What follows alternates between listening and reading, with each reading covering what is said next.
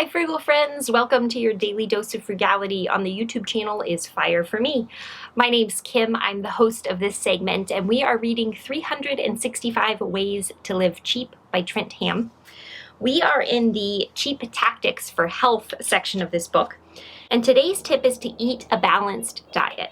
Another effective way to manipulate your food consumption to save money over the long haul is to keep it balanced.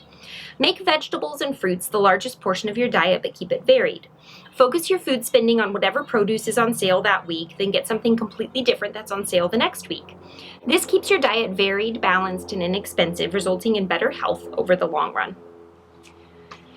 There has been some research that indicates that the more varied your diet is, the better your health outcomes will be. Again, as I mentioned yesterday, with that 15% of health that you actually have some control over.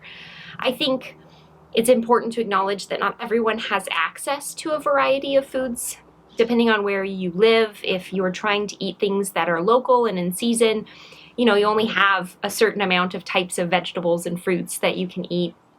Some people live in food deserts here in the United States where they don't have access to fruits and vegetables that are fresh and ripe and in season, and they are often eating maybe frozen things, and oftentimes those frozen things are pretty common, pretty staple, pretty basic, so you might have some green beans or some peas or some corn.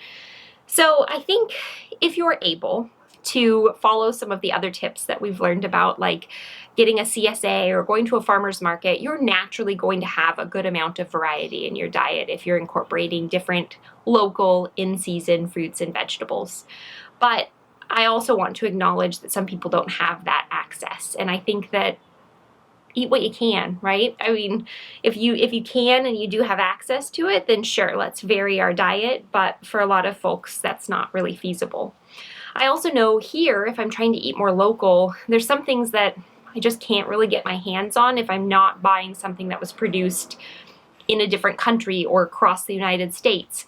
So like bananas and oranges and anything kind of more tropical. We live in a pretty stable, bland climate here in the Pacific Northwest. So we can do a lot of the root vegetables or apples or pears or plums. I mean, there's so many different things that I can have here. But if I'm trying to be more conscientious about buying local and not contributing to sort of the emissions that it takes to transport food from some place to me, then I will be a little bit more limited in what I have access to. So good tip. Let's meet back here tomorrow for another daily dose of frugality.